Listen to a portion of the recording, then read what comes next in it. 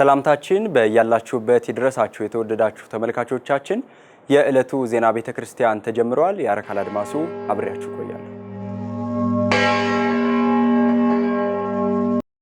ወደ ቀዳሚው ዜና አልፋለሁ። እመቤታችን ቅድስት ድንግል ማርያም በደብረ ምጥማቅ የተገለጸችበት በዓል በመንበረ ፓትርያርክ ቅድስተ ቅዱሳን ማርያም ገዳም በታላቅ ድምቀት ተከበረ። ሰላም አንባዬ ተጨማሪ አላት። በየዓመቱ ግንቦት 21 ቀን በኢትዮጵያ ኦርቶዶክስ ተዋሕዶ ቤተክርስቲያን ስርዓትና ትውፊት መሰረት በታላቅ ድምቀት የሚከበረው የደብረ ምጥማቅ በዓል ግንቦት 21 ቀን 2018 ዓ.ም በመንበረ ፓትርያርክ ቅድስተ ቅዱሳን ማርያም ገዳም ተከብሮ ውሏል። በበዓሉ ስነ ስርዓት ላይ የመንበረ ፓትርያርክ ጠቅላይ ቤተ ክህነት የመምሪያ ኃላፊዎች፣ የአዲስ አበባ ገዳማትና አድባራት አስተዳዳሪዎች እንዲሁም በርካታ ምዕመናን ተገኝቷል። በዕለቱ የጠቅላይ ቤተ ክህነት የመንፈሳዊ ሕግ ኃላፊ ክቡር ንቡረ እድ አባ ዮሐንስና የመንበረ ፓትርያርክ ቅድስተ ቅዱሳን ማርያም ገዳም አስተዳዳሪ መልአከ ፀሐይ ቆሞስ አባ ኪዳነ ማርያም ጸዳሉ ባስተላለፉት መልእክት ዕለቱ እመቤታችን ቅድስት ድንግል ማርያም በደብረ ምጥማቅ በታላቅ ክብርና ግርማ የተገለጠችበት መሆኑን ገልጸዋል። ከ33 በዓላት የእመቤታችን በዓላቶች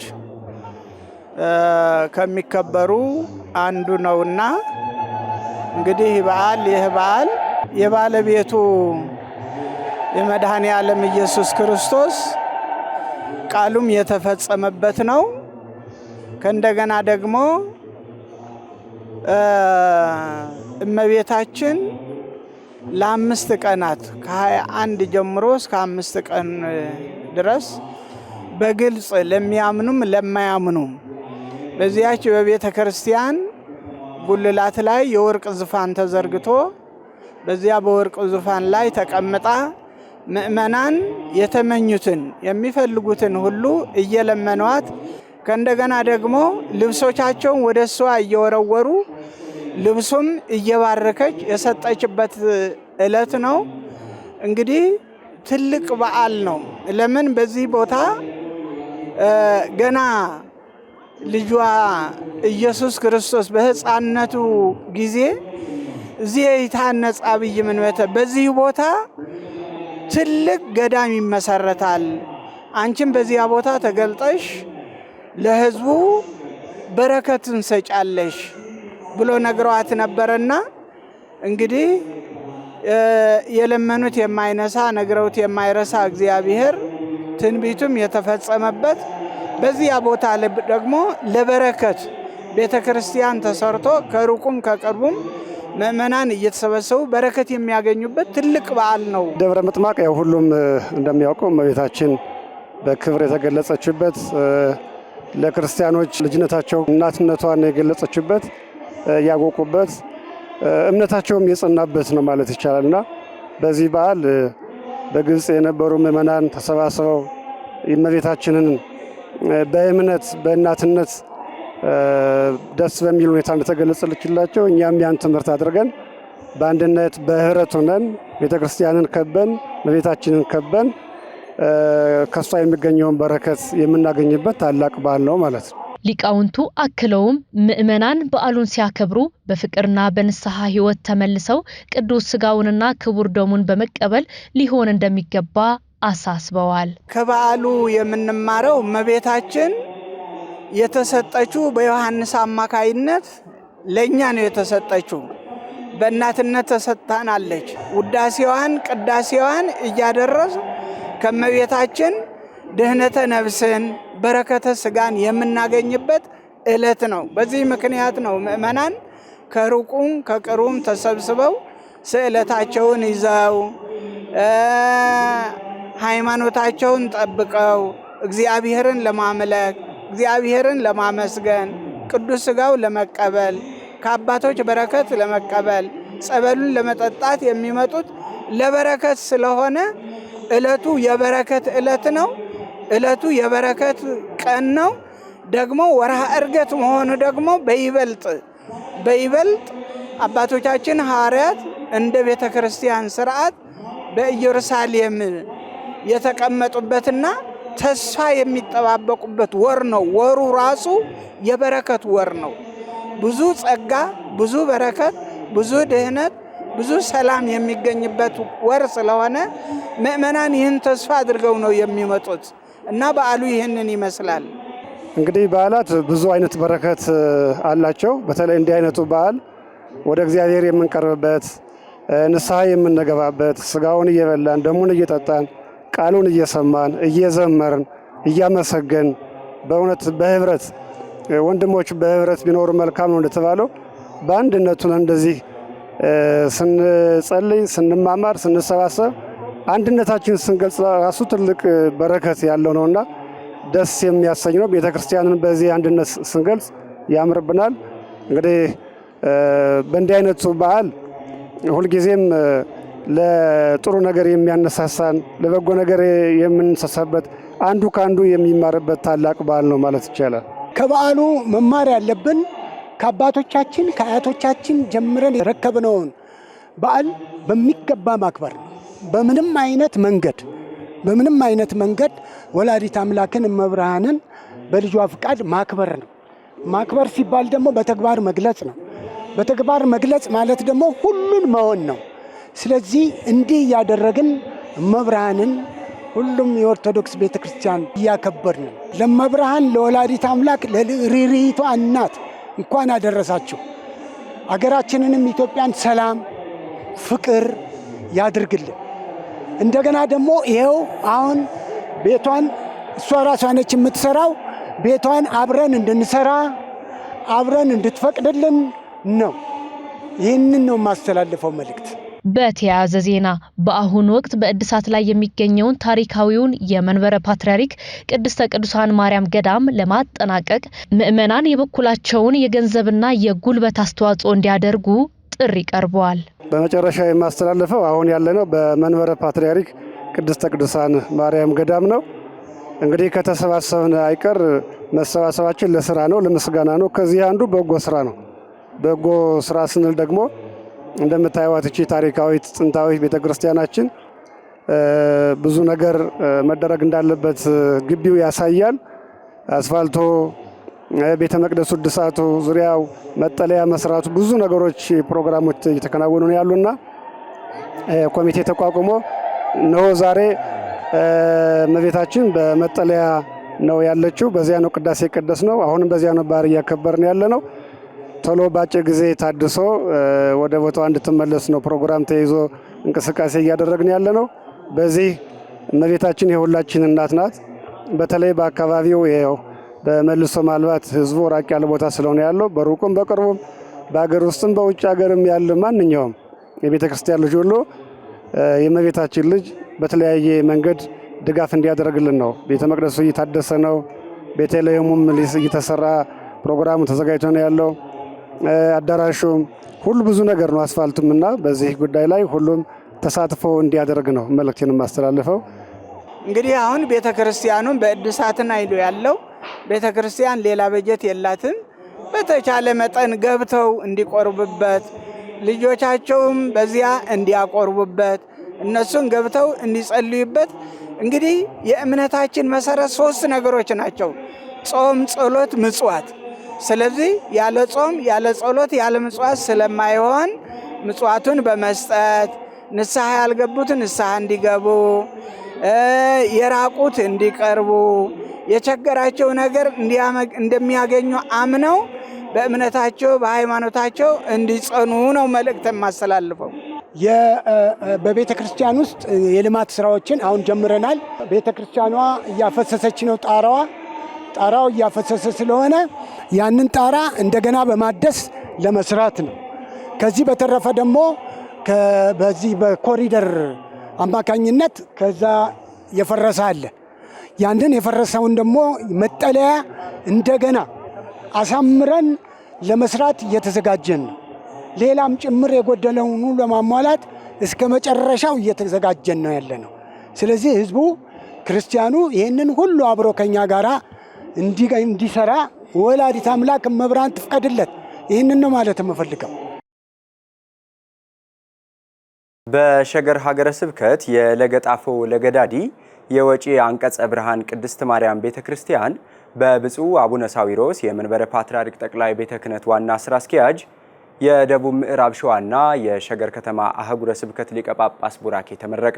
ፈለጉሽ አሻግሬ ግንቦት 20 ቀን 2018 ዓ.ም የሸገር ከተማ ሀገረ ስብከት የለገጣፎ ለገዳዲ የወጪ አንቀጸ ብርሃን ቅድስት ማርያም ቤተክርስቲያን በአንድ ዓመት ውስጥ ተሰርቶ የተጠናቀቀ ሲሆን በዕለቱ ጸሎተ ወንጌል ተደርሶ በብፁዕ አቡነ ሳዊሮስ የመንበረ ፓትርያርክ ጠቅላይ ቤተ ክህነት ዋና ስራ አስኪያጅ የደቡብ ምዕራብ ሸዋና የሸገር ከተማ አህጉረ ስብከት ሊቀ ጳጳስ አማካኝነት ተባርኮ ተመርቋል። በመርሃ ግብሩ ላይ ብፁዕ አቡነ ሳዊሮስን ጨምሮ የለገጣፎ ለገዳዲና የኩራ ጅዳ፣ የቦራዩ ገፈርሳ፣ የጉጀ መልካኖኖ ክፍላተ ከተማ እንዲሁም በአዲስ አበባ ሀገረ ስብከት የለሚኩራ ክፍለ ከተማ ዋና ስራ አስኪያጅ መላከ ኃይል አባ ፈወርቅ ዮሐንስና የወጪ አንቀጸ ብርሃን ቅድስት ማርያም ቤተክርስቲያን አስተዳዳሪ ቁሞስ አባ ኃይለ ኢየሱስ ተስፋዬና እንዲሁም ሊቃውንተ ቤተክርስቲያንና የሰንበት ተማሪዎች ምዕመናን በቡራኬ ቤተክርስቲያኑ ላይ ታድመዋል።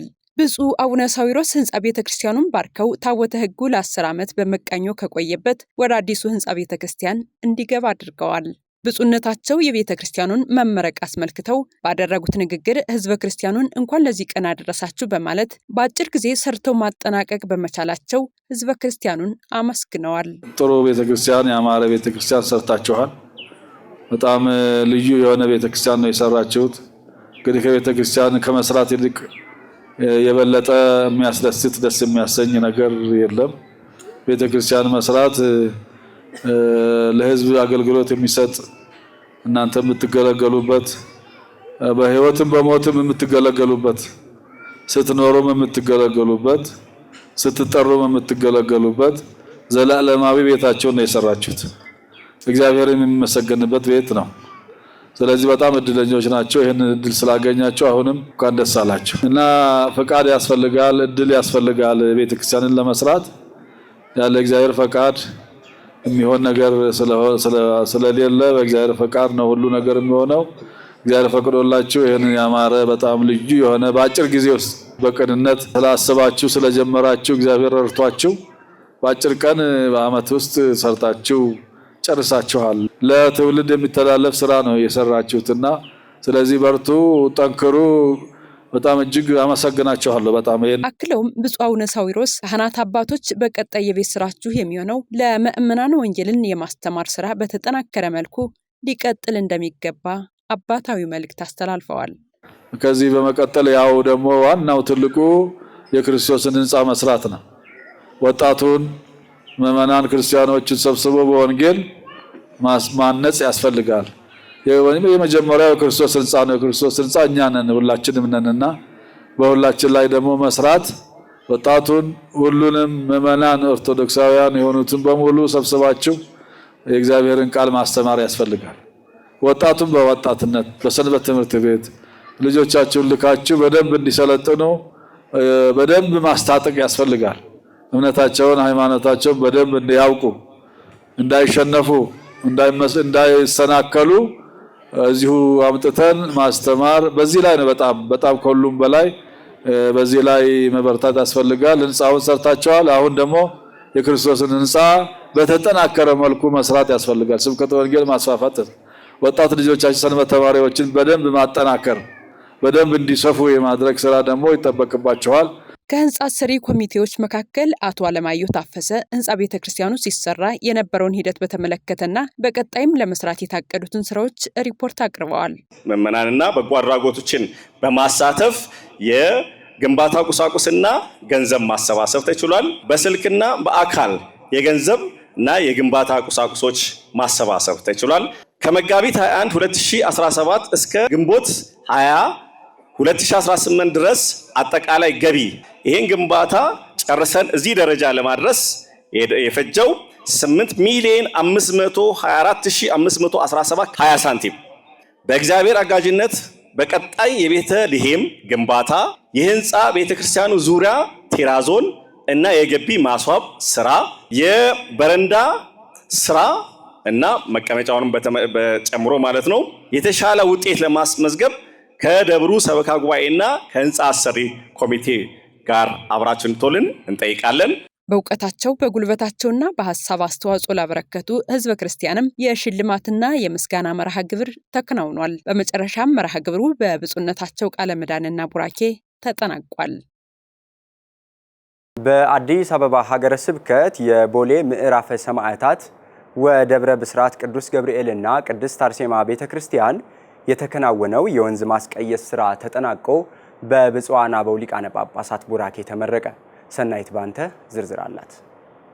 በአዲስ አበባ ሀገረ ስብከት የቦሌ ምዕራፈ ሰማዕታት ወደብረ ብስራት ቅዱስ ገብርኤልና ቅድስት አርሴማ ቤተክርስቲያን የወንዝ ማስቀየስ ስራ ተጠናቆ በብፁዕ አቡነ ሕርያቆስ የአዲስ አበባ የሀዲያና ስልጤ አህጉረ ስብከት ሊቀ ጳጳስና በብፁዕ አቡነ ናትናኤል በሰሜን አሜሪካ የሚኒሶታና ኮሎራዶ ሀገረ ስብከት ሊቀ ጳጳስ ቡራኬ ግንቦት 19 ቀን 2018 ዓ.ም ተመርቋል። በምረቃ መርሃ ግብሩ ላይ ብፁዓን አባቶችና የክፍለ ከተማው ወረዳ ቤተ ክህነት ስራ አስኪያጅ መላከ ብርሃን ሩፋኤል የማነ ብርሃን፣ የአድባራትና ገዳማት አስተዳዳሪ አባቶች፣ ሊቃውንተ ቤተክርስቲያን እንዲሁም በርካታ ምዕመናን ተገኝተዋል። የሀገረ ስብከቱ ሊቀ ጳጳስ ብፁዕ አቡነ ሕርያቆስ በተከናወነው ስራ መደሰታቸውን ገልጸው የደብሩን አስተዳዳሪ መላከ ብስራት አብርሃም ዲበኩሉን አመስግነዋል።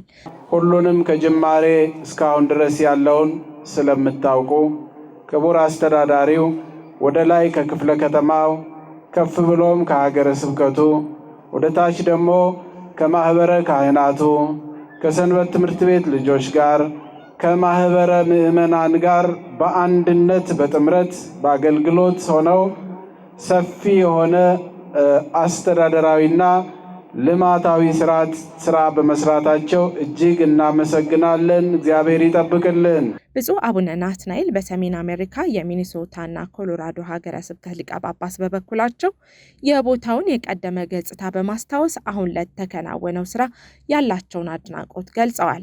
ይህች ቤተ ክርስቲያንም ቀደም ሲል በዚህ ስፍራ ስትጨነቁበት ስንቸገርበት የነበረውን ይህንን ታላቅ አስቸጋሪ በቤተ መቅደሱ በረንዳ ስር ያልፍ የነበረውን ወንዝ ቀይሳችሁ ሌላ ስፍራ ሰጥታችሁ በእንዲህ አይነት መልክ አስውባችሁ ይሆናል የማይባለው የማይታሰበውን በገንዘባችሁ በሙያችሁ ሰርታችሁ ለዚህ ስላበቃችሁ እግዚአብሔርን እናመሰግናለን።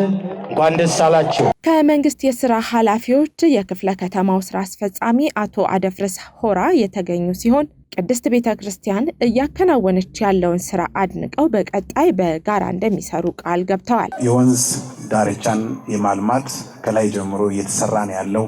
አሁንም እኛ ዳታዎችን ወስደናል። የዚህን አካባቢ እስኬት ይነካል፣ ምኑ አካባቢ ነው የሚነካው፣ ምን ፋሲሊቲዎች አሚኒቲዎች ያስፈልጉታል የሚለውን ከዚህኛው አሁን ከተሰራው ወንዝ ልማት ጋር አጣጥመን እየሰራን ከናንተ ጋር እየተማከርን ውብ እና በጣም ሰላሙ የተከበረ አካባቢ ለመፍጠር ከአስተዳደሩ ጋር ከላይ እየተማከረን እንሰራለን። ለዚህ ደግሞ ፍጹም እውነተኛ ነን። ቃላችንንም በተግባር እናውላለን። ፈጣሪም ያግዘናል።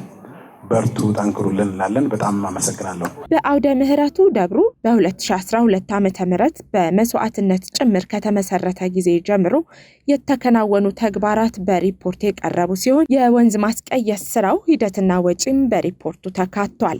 ወንዙ ስራ ለመጀመር የወንዙ ውሃ ጥናት አስፈላጊውን በመሆኑ በኢንጂነር ዮሐንስ አይተንፍሱ አስተባባሪነት በኢንጂነር ዘመዳገኘው የውሃ ጥናቱ ሃይድሮሎጂስት በነጻ አጥንተው አቅርበዋል። ለዚህም ከፍተኛ ምስጋና እናቀርባለን። በዚህም ጥናት መነሻ በደብሩ ያሉት ወንዞች ማስቀየስን ቅጥር ግቢ አገልግሎት ለማልማት ስራዎችን ማመቻቸት ተገቢ በመሆን አጠቃላይ ስምምነት የተደረገ ሲሆን በወንዝ ማስቀየስ ስራው ከፍተኛ ደረጃ ጥናቱ ውስጥ የተካተተ የልማት ስራ እንዲሆን ተደርጓል።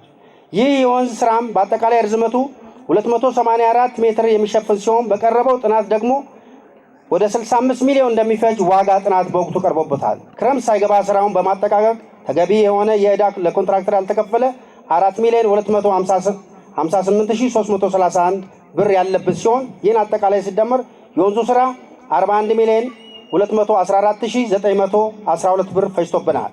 የደብሩ አስተዳዳሪ መላከ ብስራት አብርሃም ዲበኩሉ ስራውን ለማየትና ቡራኬ ለመስጠት ለተገኙት ብፁዓን አባቶች ምስጋና አቅርበዋል። አያይዘውም በስራው ላይ ለተሳተፉ በሙሉ ምስጋና ያቀረቡ ሲሆን በመርሃ ግብሩ ማጠናቀቂያም ለብፁዓን አባቶችና በስራው ላይ አስተዋጽኦ ላበረከቱ ወገኖች በሙሉ የምስጋና የምስክር ወረቀትና ስጦታ ተበርክቷል።